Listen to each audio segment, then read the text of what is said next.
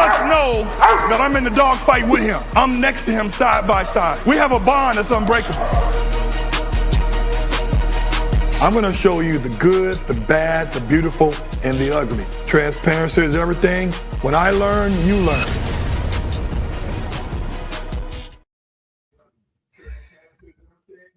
What's going on? Hold on, let me. All right. Let's let the people get in first. We got it. Oh, good. Now, did you connect your stuff too? Your Facebook? Yep, I'm all connected. I don't see it on here. You remember how you? And hold on for a minute.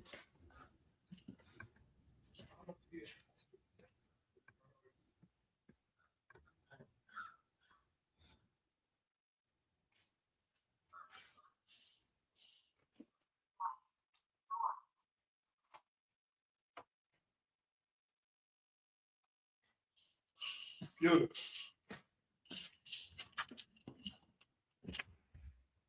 Okay. I don't. Now it is. Oh yeah, you on YouTube? You cracking? Where's? How about the Facebook too? Let's see. Okay. Got it. Oh, so you know what to do now, don't you? Do you have StreamYard as well? I have StreamYard. How did you know about that? You did, you know. Wow. Isn't it so easy though?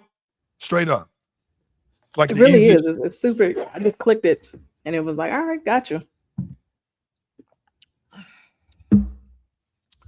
Well, there's some more people come in. Gosh, what's the weather like out there right now? In the 90s. It was hot as shit down here in LA.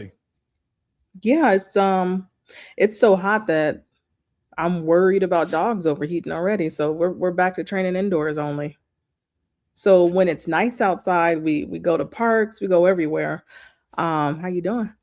And then when it starts getting warmer like this and I worry about dogs overheating, I start training only in the facility. Hold on. I look too bright. Even though naturally you kind of are bright. I know. It's the inside, Joe.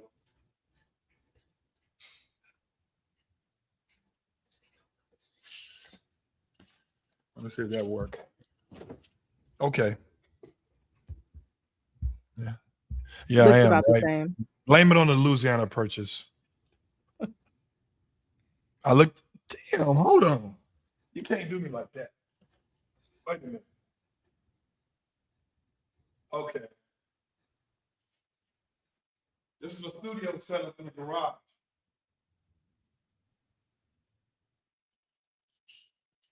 That's all I'm gonna do. This is gonna be it. It's gonna be what it is. Okay.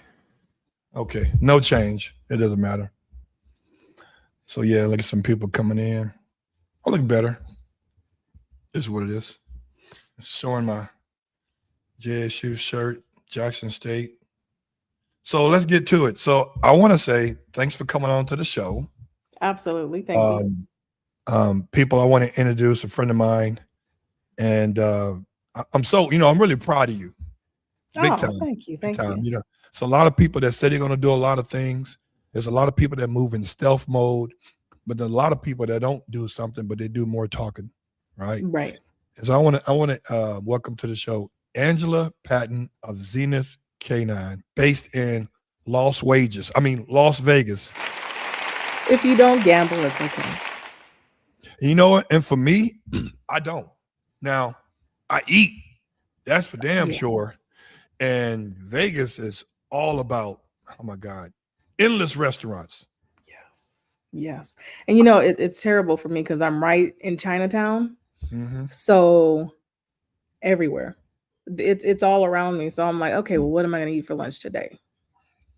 And it's good food too. It is. So you're right in the middle of Chinatown. So you've probably seen a couple of my dogs that I've given away in Chinatown. Oh. Hanging on the ones I don't know. Oh, I'm not going to say it. Yeah. So I want to get right into it. So when we did the first podcast, right. It was what, 4 months ago, 5 months ago? 4 months. Yeah. 4 months ago. And do you see the comments coming in? I don't see any comments coming in. You don't see nothing Let me coming in? switch He's over to right here. comments. There we go. I see it now. You are loved. Well, I always appreciate the love. Right. So we did the first podcast and people were shocked, and because I was always wondering where the hell you went. You fell off the grid. I was like, where the fuck is she? And I said, Oscar, I need some good trainers in Las Vegas, and I value his opinion. He told me about you and a guy. I forgot the guy name because I haven't even called him after I spoke to you. And then people are like, man, where was Laddie Cooper? You know Laddie with the white I know Doberman. Laddie. Man, Yes. where Angela's in King Vegas? of the White Doberman. Yeah, King. I was like, yeah. And so, man, people were like, they didn't know where you had went, right? Because that's how I would do. Like, see what you did. I don't know if it was intentional or not, but what you did is when I go, when me and Steph, anybody, we go out to the club or go to a party or a social gathering. I'm not there alone. Like I may be there an hour and a half, and that's long. And I sneak out because people start questioning, oh, why are you leaving? Why are you going? And come say goodbye to here. Come say goodbye. And you got to explain why you're leaving early. So now you either got to lie, that, hey, I got to get up early in the morning. I got to work. It's on a fucking Saturday. Or you got to say, hey, I don't feel well, or you got to sit there and entertain them and you really don't want to be there. Right? Exactly. So I sneak out. So in a way, it seems that you just snuck out. Don't know if that was the case or not, but I mean, it kind of was. I kind of snuck out of LA. I did my thing here in Vegas, and then I slowly started building a training name for myself here in Vegas. But remember now, this one lady told you, she said, hey, ain't no good trainers in Oh, yeah, Vegas. she said there's no Remember that. good trainers in Vegas, and it's okay. Oh, okay. So we interviewed. That went very well. And then I said, you know what? We got to come check out the facility in Vegas. So me and Miles drove down there. Flex, shout out to Flex Willer. Flex said he was going to be there because you're training his dog, at least one of them. I don't know if the other one's trainable. I haven't met Achilles, but yeah. I have nice. Zeus often. Yeah, Achilles is a nice dog. For Achilles to be putting up with Zeus's antics, he's a great dog. Because most dogs are like, man, get the fuck out of here, right? You know how puppies can be on grown dogs. Oh yeah, and then Zeus is a big puppy. That's a big puppy. So and Achilles is great for dealing with that. What's crazy is that Zeus wasn't the biggest one in the litter. I know. That's scary. I mean, that dog, I haven't seen him for 2 weeks, and I guarantee you he's gonna be at least double in size. Damn. He's growing fast now, but he eats good too, so he feeds him very well. Yes, he does. He does. And so I drive out there. I do the episode. I was impressed how big this place is. It's like my place is pretty, my work spot, right, that I rent here. It's pretty. It's what, 1,500 square feet? Yours is double that, if not triple. More than double that. It's 7,000 square feet. Yeah. And I enjoy coming here, right? This is almost like home away from home. I don't live far from here, like less than a mile and a half. And I wanted to make this place like, if I needed to crash for a few hours or whatever, this is it, right? So when you've been here, you've seen it. I've been there, yeah, you've been here. And so for me, it's like your spot is like has everything. I don't know if it has a shower. Does it have a shower? For you or the dog? For you? No. Okay, this one had a shower built in, a stand-up shower. So whoever rented this place out before, I know, right? So I told my wife, I said, if you piss me off, I got a place to stay. We know where you are. That's right. See, the reason why I built Zenith Canine was I've got my dog. I have my Beauceron. And I have two bullies. And then of course I have the German Shepherd Nitro. But when it was time for us to start planning family vacations and things, and my mom was like, "Look, we're retired. I want to go." I was looking around. I'm like, I don't want to keep my dogs at any of these places. Yeah. So I said, okay, well, I need to build it. And then I need to train staff that are competent enough that I trust that when I'm gone, my dogs are safe. And yeah, here we are. I built it. Yeah. So that's how I did this spot with a different mind, with the same mindset but different product. So I I got too many cars. I wanted a little workout spot, and when I'm up against the wall, I need a place to think and breathe. Like I've battled a lot of adversities, and these are adversities that most business owners have. You know, their check got to clears before yours every 2 weeks, and what hasn't been paid, the increase in the light bill, and it just everything happens. And being here away from the house where you're dealing with, she may be working from home, Stephanie, in the same office room we have set up, and she talking to her client, and I'm trying to research my shit. I'm watching other folks' YouTube and trying to get ideas, and also chasing my fire insurance inspection gig. You know what I'm saying? And making sure that stays afloat and do good, right? Because this dog thing, this breeding stuff for me, it pays for the dogs. I don't have any females, so I'm not reaping 90% of the benefits. I'm only reaping 10% of the benefits, Right. right? So for me, this is great. But so we get out there. Hold on, first of all, I didn't know until recently that Underdog canine gear is Oscar That's shit. Oscars. Yeah. This shit looks so commercial, like it'd be like something like somebody made like Yes. Under Armour type shit. I have a lot of it. Yeah. As soon as I saw that he was coming out, I was like, oh, I got to get some. I didn't even tell him that it was me ordering it because I didn't want the friend hookup. Yeah. I just ordered it online. Yeah. I was like, nope, I support your business. Looks good, feels good. Sent out. Like, shout out to Oscar for making it great.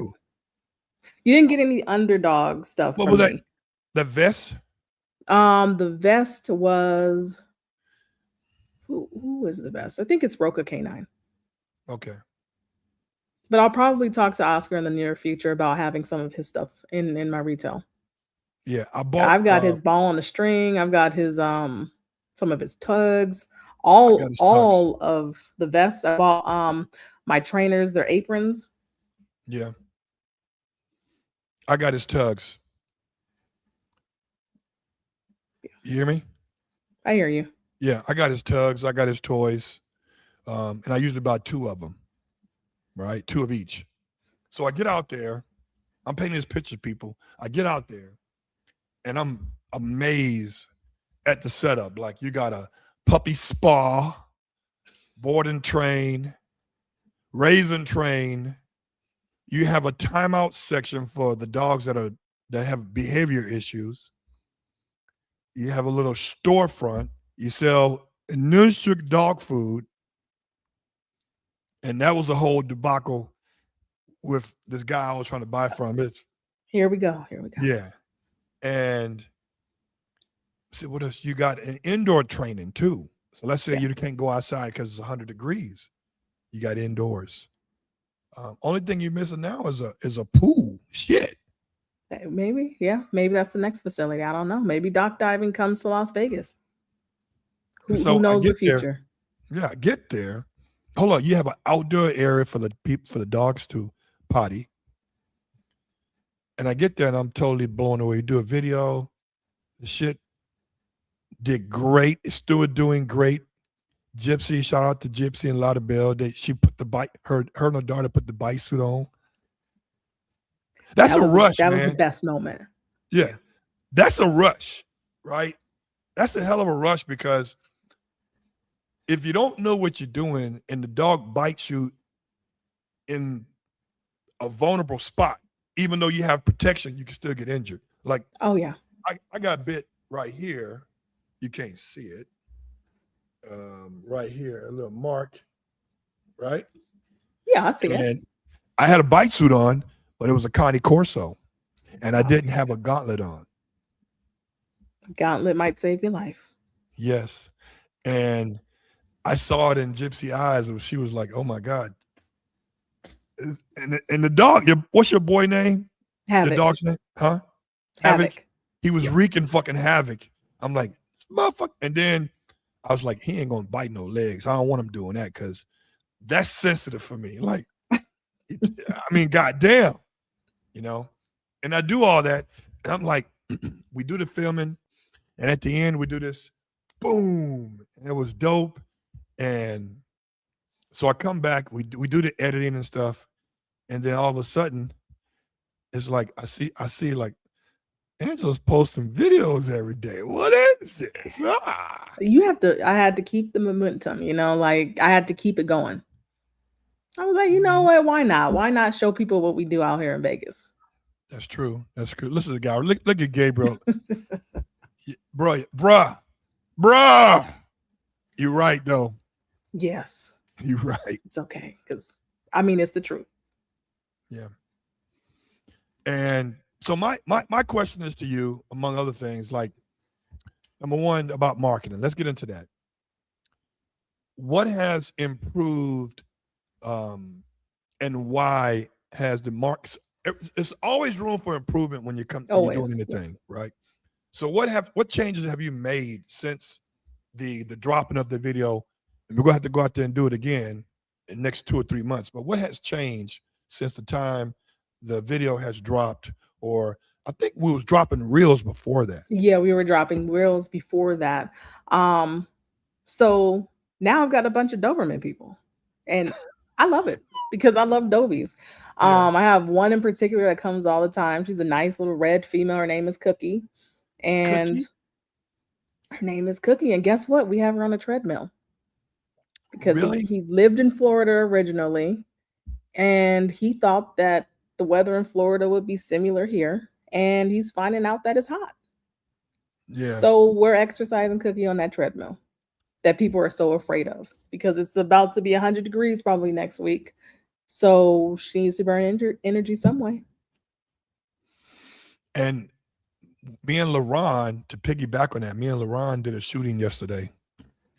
And if you notice, his little boy Fritzy got on the He sent me treadmill. that video. Yes. Because, Gaston was like, fuck this treadmill shit. The ground is Oh moving. man, Fritz was like, I'm about it. Yeah, he was about, listen, I was saying about 2 weeks, he's going to be going full stride, Yes. right? To me, that's hella confident. Hella. Oh And yeah. He has a lot of confidence. yeah, Fritzy is the great grandson of my boy Alonzo Nice. and my boy Brody on both sides. So he's got, That's perfect. dude, isn't? I'm gonna have to come out there and play with him. Huh? I'm gonna have to come out there and play with him. Dude, he is. There's not a lot of times where puppies that's like, man, he's a great fucking dog. He walks around with confidence. He loves his owner, and that shit exudes through his attitude. Like when he's here getting his ears done, Yeah. before he gets his ears done, he goes in a couche right in front of LaRon. Of course, he's laying on the concrete because it's cool, but he's just chilling. This is like he owns the place. Yeah. Very confident You dog. know that a lot of that's genetic, but a lot of it's also LaRon. Oh, absolutely. He's big on environmentals. Big Yes. time. Yes. Right.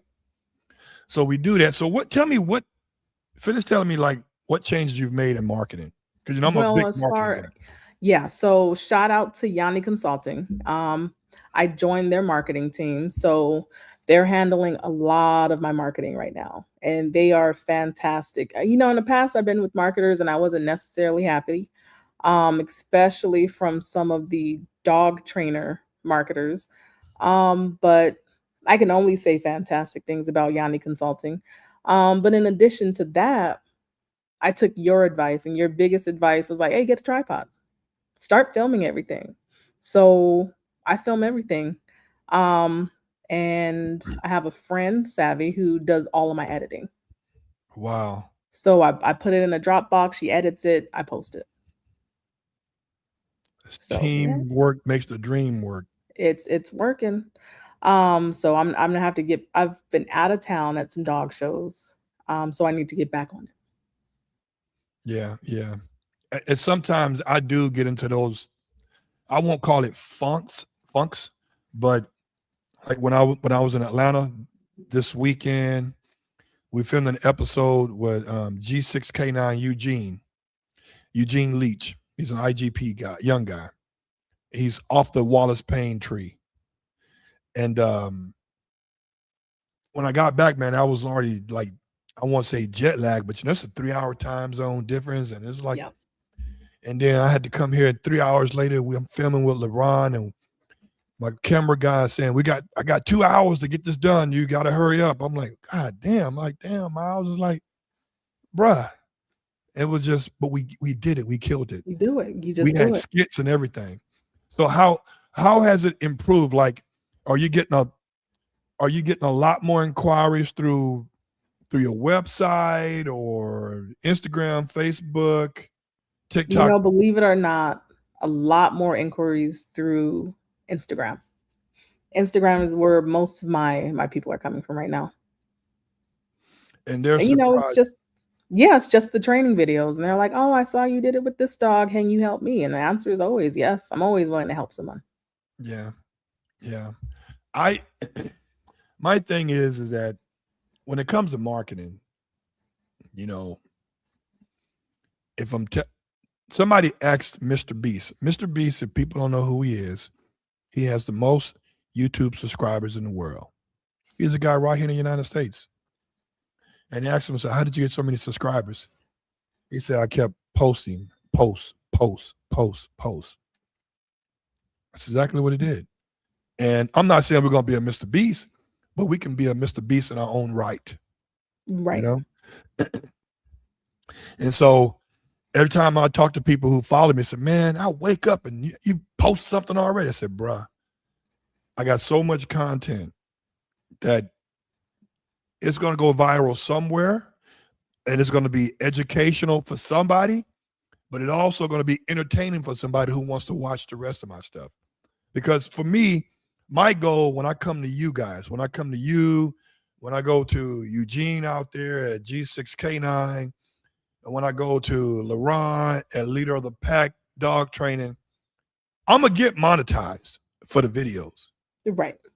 But the ultimate goal, if this is with good intentions, is that for you to increase your business. You know, that's always appreciated. Yeah. So Always. So when I send one of my dogs down there, I'm gonna want a deal, a little just kidding. Always want a discount. Can a brother get a hookup? No. But honestly though, and I was just joking about that. Honestly, what do you see now that, because everybody has weaknesses. I know I got some, right? Yeah, you got a couple. Yeah, a few. And what do you see? What you have acknowledged that you need to work on that you're going to be doing better at? Oh man, this exactly is what my biggest weakness. I'll train a dog all day. Give me a dog. I'll train a dog all day. So me being in front of the camera is my biggest weakness. I hate it. Yeah. I've always hated it. I've always hated speaking and being uncomfortable and people asking me questions in front of a camera. But you get me in front of 50 people to talk about dogs and to do a seminar or to do group obedience, I have absolutely no problem. But as soon as you put a camera in front of me, I'm like, hold on. That's weird because you know what? It's like it's just you and the cameraman. And that's what's awkward. I remember when I first started the podcast thing with Leo. Shout out to Leo. He was always, I was great in front of the camera. But he was like, yeah, man, we're going to be dropping knowledge, man, dropping knowledge. on the thousands and thousands. That's how he talks, right? And as soon as the camera come on, he said, "We're dropping knowledge. We're dropping knowledge." I said, "Where the fuck the other Leo go?" And so I was training with Lewis because I'm thinking about doing PSA with my puppy Gaston, Do Zeus's it. little mate. Lewis swims a black man. Shout out to Lewis. He said something to me that kind of resonated. He said just like 2 weeks ago. He said, "Gerald," I said, he said, "You found your calling." You absolutely have. And Yeah, I'm this like, this is 100% you. this is me, right? Yep. I think what's good about what I do, and this episode is not about me, guys, but I think what's good at what I do is that I can speak on both sides of the fence. I tell people I'm not a dog trainer. I've been a part of clubs, so I've learned something in 17 years of being around these clubs, right? And being in the club. And I've learned something. I learned stuff by competing my own dog at the time when I didn't have the money to pay for board and train. And I can speak on the dog training side as a person that's been around it, but I let people know, hey, I'm not a dog trainer. I'm not a certified decoy. I'm never going to claim that shit that all you guys do and put it in and day out. But I'm a breeder. Let the truth be told. I may not have any puppies here, but I'm considered a breeder. So I think what makes me different is that not only am I a breeder, but I've been a part of the dog training world, right? Where Right. most people can only speak on one or the other. Because I don't know too many dog trainers that are full-time breeders. I know dog trainers that have litters every now Yeah. and then, and they Yeah, I usually know are of selling to other trainers, that's right? exactly what it is. But I think that what makes me different, and because of my personality and me not being that bad looking, actually works in the favor too. So I don't know now. I don't know. Yeah, I'm making this 54 look real good, dog. I don't know, Gerald. I don't know. I don't know, man. I don't know. I don't But know. what what are the things like we know what you're saying you're trying to work on, but I've noticed on your contents, they look really professional, man. Like I'm fucking jealous. No need to be jealous. It's okay. You got miles. God, money. You know, Exactly. Exactly. So my stuff doesn't look like yours, but um we're improving every day. And that's all we can do is we can strive to be a better version of ourselves every single time. And that's what I go out there and do. I'm like, okay, well, I'm going to make myself be uncomfortable and get used to this uncomfortable feeling. And it's the same thing with dogs, right? So if we keep a dog in an uncomfortable setting and then we expect improvement little by little, yeah, are we going to backtrack? Absolutely. But the only way you get better is to do it. it's true. We're making an announcement right now. I didn't tell her we was gonna say it, but we're gonna say it.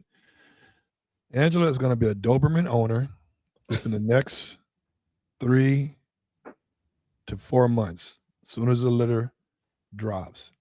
And she's gonna be a Dobie owner. She's gonna show you guys how Dobies are supposed to be working. Because I can't do it by myself. Well, me and LaRon can't do it. I have faith in you both. Yeah. We just can't do it by ourselves. We can't do it, but we need help over here. Okay, I guess I'll help. I'll help. Yeah. So Angela's gonna be a Adobe owner. She's already a Shepherd owner. And that was a Malinois, wasn't it? Yeah, I have a Malinois. So you know that's a cheat code to me. You know that, right? All these trainers, that's a cheat code now. Absolutely, it's always a cheat code. Malinois is the easiest thing for me to train because I've had Malinois for 25 years. So Malinois are very easy to me. That's fluent. It's like speaking English. I got the Beauceron because the Beauceron is part of the Doberman heritage. Yeah. Um, and I figured that she would be something that was great, but unfortunately, she ended up with a bunch of health issues, so I couldn't Yeah. compete her. But I always feel like a Malinois is a cheat code. Um, and I won't lie, I had a PSA trial on Sunday, well, I guess yesterday. So we just drove back into town and we didn't pass. And I Yeah. take that's my fault. Right. So anytime my dog doesn't pass something, the fault's mine, not my dog's. So he didn't pass the one or the two? It was a PDC. So Oh, it was an just entry the level. bare minimum. So we did great. Um, we did great all the way up until the downstay. Mm. And he got up and came right to me. Now explain that scenario. How long is it supposed to be down? Where are you in position with the dog? Are you behind a blind or what?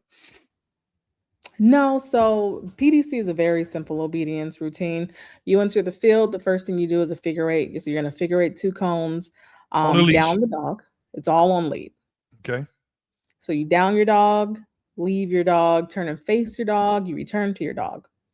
Then you have a short heel portion that you're going to heel straight, go right, fast pace, slow pace, normal pace. An about turn, 2 gunshots. You make a left turn, down in motion, leave your dog, turn and face your dog, recall your dog. So because the PDC obedience portion, there's so few points you can get. We scored fantastic for the entire hill portion. I downed him, was walking, looked back, and he was following me. Mm-mm. So that's just a hole in training. That's my fault. Yeah. We had a problem with, well, we have hopefully it'll be fixed, but Cisco's going for his IGP-1. First time he went for it, he did good in protection, did good in obedience, but he blew tracking. 7 out of the 10 dogs blew tracking that day. The winds were high. So even though we could have went for the IGP-1A, which is out the tracking, we go for the whole thing. Right. Next trial we get 2 or 3 weeks later, which we should have waited. He does good in tracking, 85. That's nice. He does an 80 in protection. He ran the blind twice. I don't know why he did that shit. But the obedience, as soon as he was naked, as soon as everything was taken off, he does what he want to do. As soon as the jury's off, he's not paying attention. So he scored a 50-something obedience. So now I'm in a dilemma. Should we try to compete again soon after? And Al and LaRon said, yeah, we need to let him rest because he'll get this right. You get trial smart. And it gave him enough chance to fatten him back up because, he was pretty thin based for all that tracking scenario stuff. And at the end of the day, man, it's like Al was calling me every time they had practice, man. And this boy is ready. I think he should be doing regionals. He may be good for, depends, nationals. This dude I think you took bites off. I did. Did you work him? Yeah, I did. He was like, man, we think he can get it, and nice Al dog. doesn't bullshit. Yeah, he doesn't bullshit with me. Al doesn't. I've gotten rid of dogs because Al said he ain't the one. And hey, can you get us some more water? Because you're gonna need another one. There you go. And so I'm thinking like, man, should I get rid of this motherfucker? Because it's like, but then again, they're all dogs, right? I need to be more patient. Yes. And it's kind of interesting because I told LaRon, and this is how me and him, we bumped heads one day. This is recent. I said, LaRon, I've had a lot of Dobies.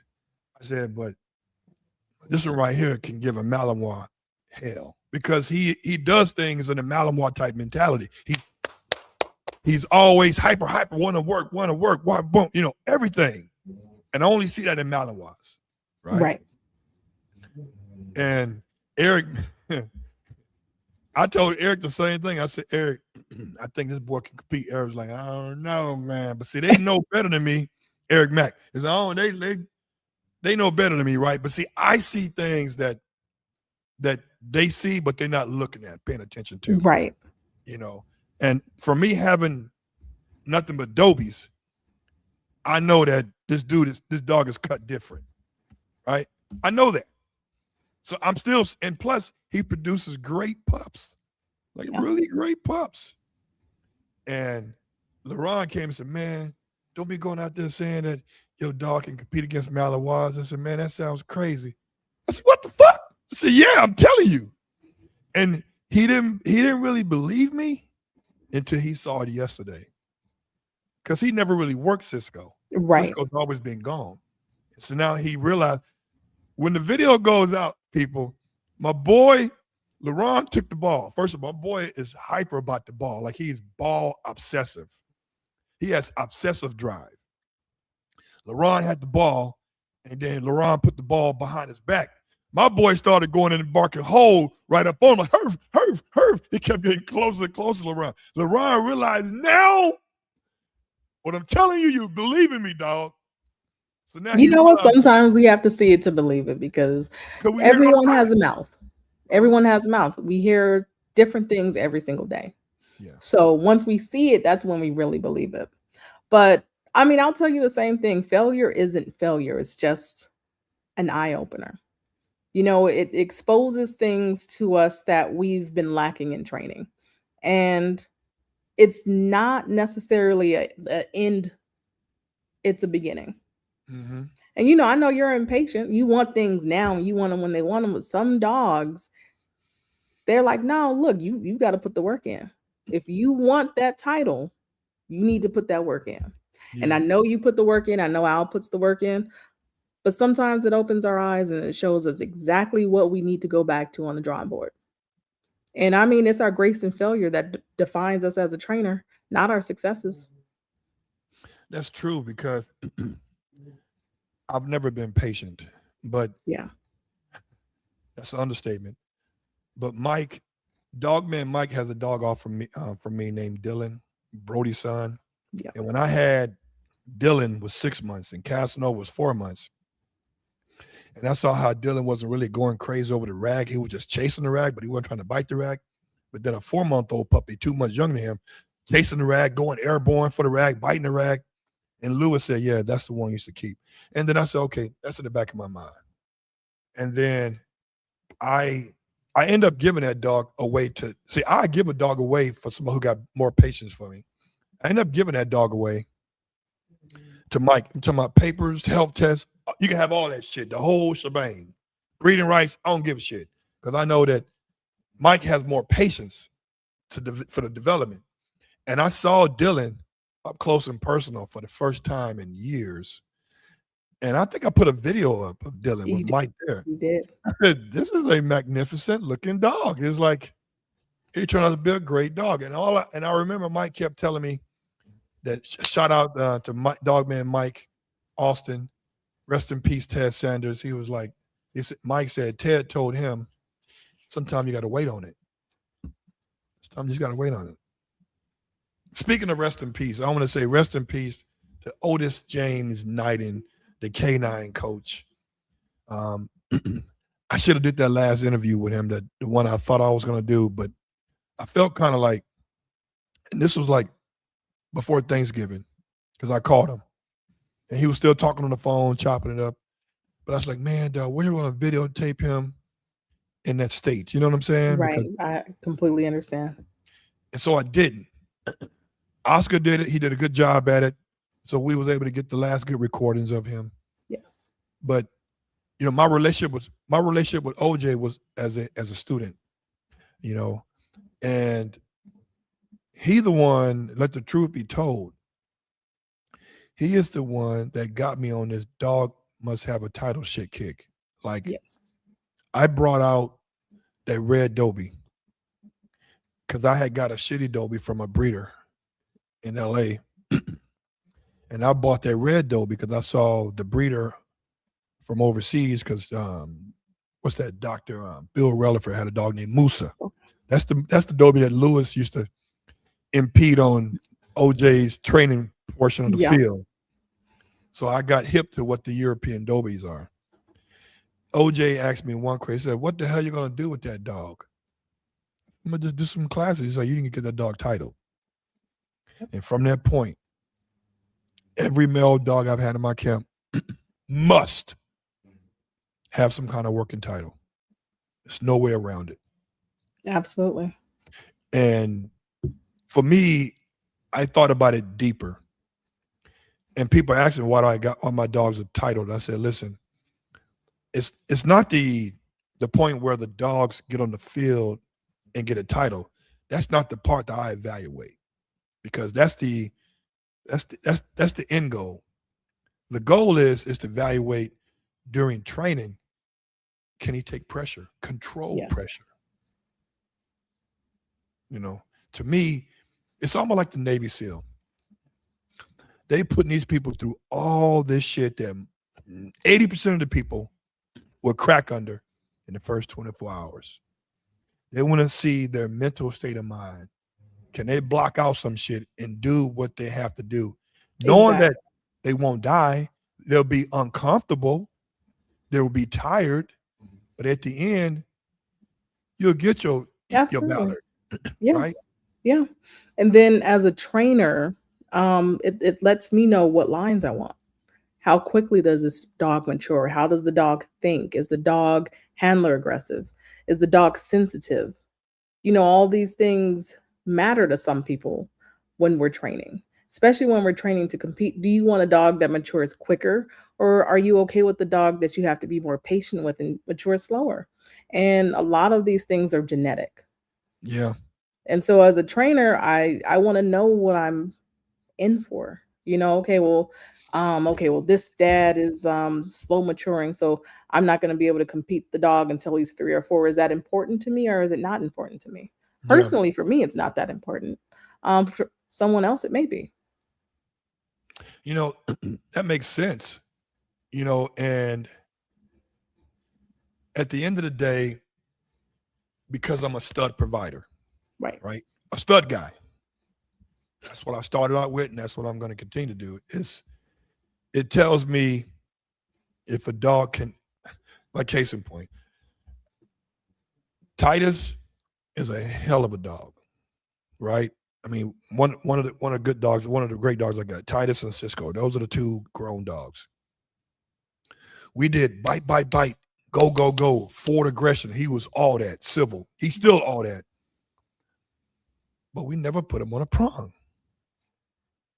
So I was like, he's 10 months, 11 months old. We should have been doing some OB. Let's start doing some OB on him, right? Because we were getting them dialed in for PSA. The prey drive, the fight drive, it's all there. The civil, it's all there. I put the prong on him. We're doing some healing or whatever, beginner shit. And I hit him a little bit with it. He like, so now it's like I had to switch from the metal prong to the plastic prong, right? And now I realized that he may be what he was. He's not now because the prong is always on him all the time now, right? But now you realize if a dog can recover. Yes. That's the most important word right there. Is recover. Shit, how does a dog recover from that? Can he recover after pressure being laid on him? Yeah. And I mean, people all the time, they want the dog that runs through the obstacles and is able or willing to go through a wall to get this thing. I don't care about that. I care about how the dog recovers. I don't care if a dog gets scared. I get scared. I don't care if the dog startles. How does the dog recover after he's scared? Does he tuck his tail and run away, or does he say, oh, okay, well, that was nothing. Let me go back. Yeah. Yeah. That is important. And a lot of the people, Angela, was crazy. That a lot of the people that I interview, a lot of the breeders, I would say 80% of the breeders, they're great at evaluating puppies before they go to their final home. But when it comes to evaluating grown dogs, now, as far as conformation and some temperament stuff, they can pretty much nail it a little bit. But until that dog is put in a controlled environment where he's not a fucking wild dog, they're lacking in that part and that's why a lot of breeders don't do any kind of training. They're just great pets. They're great pets That's it. because it's a lack of knowledge, one, Hmm. but it's also a fear of the unknown. So a lot of breeders are afraid of being exposed. Yep. So in order to avoid the exposure, they simply don't do it. That's true. But I mean, I want to be exposed. It's like if I were a breeder and I'm not, because I guess on the last episode of your your thing that you filmed for me, a lot of people assumed that I was a breeder and called me a backyard breeder. I don't breed. Why they call you that? You don't have no puppies over there. I have zero puppies. They just saw dogs and kennels and assumed that I was breeding these dogs. Mm. Don't know They, why. they saw the one Frenchie. They saw the one Frenchie and they're like, "Oh, that's not even my dog. It's a dog that was there to board." Um, but if I were a breeder, I would absolutely want to be exposed. I would want to see what I was lacking so that way I could get something that helped my program out. And I do a couple of dog shows here and there. Showing dogs isn't necessarily my thing, but conformationally, I want to know where my dog is lacking. I want to know what my dog could look like if it were better. So that way, if I get a next conformation dog, I'm like, okay, well, this dog was angled this way. I want to make sure that if I produce a dog, I get better angulation or I get better temperament or I get a square head or whatever. And it's the same thing in training. So if I were to be breeding Malinois for say, I would want to make sure that I understood the lines of my dogs and the temperament of my dog. And I want to absolutely expose all of my dog's weaknesses so that way I can better my line. Yeah. Yeah. Gabriel said, I'm a breeder and he's lacking training. So yeah, that's typical. I mean, Yeah, typically that's okay. you can't do a lot of times. First of all, breeding full time is a full time job. It is. It's a lot of work. It's a lot of work understanding the pedigree. It's a lot of explaining to people the genotype and the phenotype. It's a lot of work understanding what dogs go with what and what genetics are going to blend well with which genetics. And then it's raising puppies. A lot of people think that breeding dogs is just about having puppies. It's not. It's a lot that goes into it. You know the That's new why I don't name. breed. You know the new. Okay, so we got two terms. One of them is not new. One of them is new. And I'm trying to figure out what is considered the other one I'm going to call. They say backyard breeders. Now, to me, the term backyard breeder means people who are just putting two dogs together. They're not trying to match the DNA. They're not trying to match the proper genotype and phenotype. They're not doing any health testing. They just throwing two dogs together. They want to make that money, Yep. right? But in hindsight, if you're breeding, they're going to all call us backyard breeders. Absolutely. But here's the new term that people are using now. Because this is one guy that's online that just love eating up this guy, my boy Rob, my boy at Regal's Doberman. Shout out to my man. I saw him past weekend. This one YouTube, one Instagram, I forgot his name. He just be going in, and he's the guy that sold my guy William Regal is the one that sold the Dr. Simone Biles. Okay. Okay. They was going in on him. I'm like, They were. Yeah. I'm like, who the fuck is this guy? This guy that got Dobies himself. And he's talking about my guy who sold a dog to she has a fucking Olympic gold medals. Whoop de fucking do. She still wanted a Dobie. She wanted the Dobie with the aesthetic looks that are considered the standard of the breed. And I'm like, he's got two Dobies. He said, well, if you want to buy a dog from a breeder, you need to go look for a preservation breeder. What the fuck is that? That's the new word now. It's Preservation breeder. Preservation breeder. Preservation breeder. But who's to say he's not a preservation breeder? A preservation breeder is simply someone who's breeding to preserve the breed. So they should be doing all the health testing. Everything should be on OFA. They should technically be chic. Um, Everyone talks about conformation, but conformation's not the end all be all. If I want a working dog, I'm not looking for conformation lines. I'm looking for working lines. And the preservation breeder for a Doberman should absolutely be working their dogs. Because how are you going to prove that the dog is doing what they are historically meant to do if you're not working this dog? Yeah, conformation's nice. The dog should look nice, but does the dog perform the work? It's interesting because I was so furious, like how they was going, and I don't know if they were going in on him for other reasons outside of that, or because their people didn't get a chance to sell a dog to Simone Biles, you know, Maybe. but or maybe other undertone issues, you know. But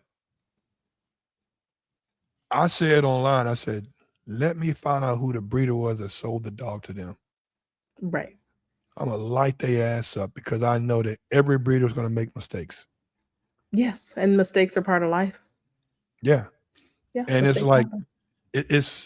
it's no perfect breeder. Like for me, I've been on this personal crusade to try to produce Dobermans that actually want to work. For whatever Right. sport that may be, they have that specific gene that kicks in that makes them whether they want to do dock diving, barn hunting, luring, IPO, Mondio, ring sport, PSA. I try to make sure that, and not all the dogs are going to be there like that. You know, every puppy in a litter ain't going to be a Absolutely. rock And star. that's realistic that every puppy that you get in a litter isn't going to perform to the same standard, but you expect that puppy to do some type of work, whether it's dock diving or lure coursing or whatever it is. Right. So for me, it's like I want to make sure that I'm putting that kind of product out. And what I do, I display what my boys are doing. I display what we do on a daily basis, whether it's eating raw chicken, whether it's running on a treadmill, whether it's doing some protection work, you know.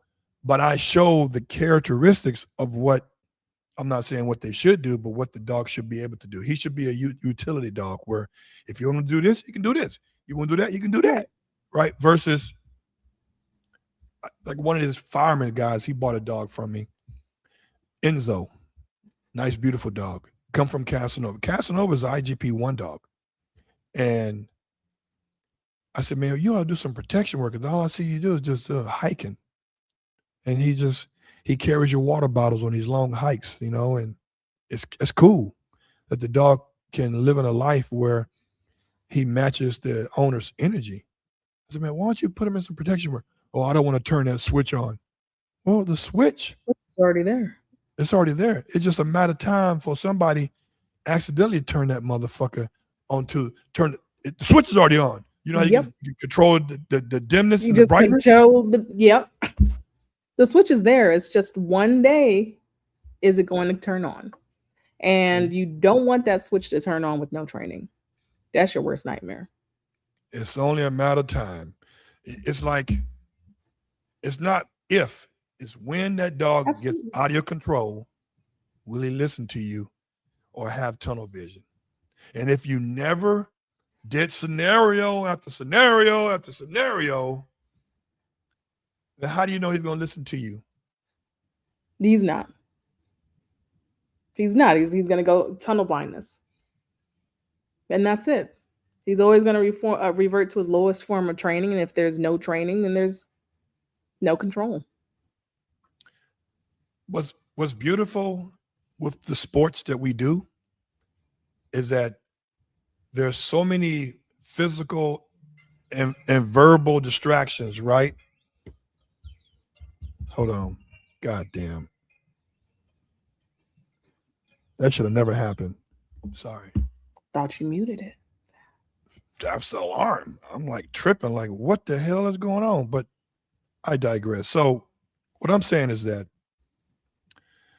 there should always, like, the reason why I love the protection sports is because there's so many physical distractions. There's so many verbal distractions, yelling at the dog and throwing plastic balls in front of them, that anything beyond that should be easy if the dog has been exposed to all different type Yes. of sudden and accidental moves, verbals, or objects, The right? dog becomes a better dog with more that he sees. You know, it's simple. The more your dog sees, the better off he is. The more he experiences, the better off he is. The more people he bites in training scenarios, the better off he is in a real life situation. Have in the past few years, have you inspired other female trainers? I hope so. Yeah. I always hope so. I always hope to inspire other young female trainers. I mean, hey, even if they're older female trainers, I hope to inspire someone somewhere. You know, and really that's why I was posting more videos. Is because I was a 13-year-old girl who wanted to train dogs and OJ inspired me. So hopefully somewhere down the line I get to inspire someone else. Let me tell you what I generally love, and somebody told me that another podcaster, he's a friend of mine, told me that some people took the statement as possible sexist. And I was like, what do you mean? I said, and this is what he said. I said, I love it when women are trainers and or breeders of large breed working dogs, because it shows confidence not only as a owner or a breeder, but it shows that she's willing to go toe to toe in a male dominant profession, right? And he thought that was, oh, you shouldn't have said that, bro. Come on, that's like me. I want to interview black pilots, Right. because they are, pilots on a commercial level. They're aeronautical engineers. That's what they Yeah, are, absolutely. right? I'm trying to dissect where it's sexist because it's true. Because I said females. I want to interview. I said I love the fact I love interviewing women. Like I knew I was trying to interview these two girls. I'm not gonna say any names. One was a trainer, and the other one was a Cane Corso breeder, or still is, something like yeah. And every time I saw one, I saw the other. I was like, man, that'd be dope to interview them, because they are taking the initiative to get right there where other men are doing it, and they're doing it good, right? They're doing it real good. You're talking about a large breed. Cane Corsos, Yes. I think the smallest Cane Corso I ever saw was David's dog. No shade, Dave. But It's okay. David will be here in a couple of days to defend yeah, himself. So, and I'll be watching. right. So for them to handle those dogs with confidence, train those dogs with confidence, sell those dogs with complete confidence, to me, it needs to be seen, needs to be heard more often. And I was like, why are you saying it's sexist, bro? Because I said, I love interviewing women. Well, okay, so I should interview guys instead? No. Maybe he And just didn't want you to say it. I don't know. dude, I said I even had pictures of them. I said, hey man, I would love to interview these two people, because they're a team. So I know it's almost time to go. We got to come out there again and do another show. Come on out. I'd love to have you guys again. So we're going to do everything indoors. Yeah, if you're coming in a couple of months, it's going to be hot. So it's going to have to be everything indoors.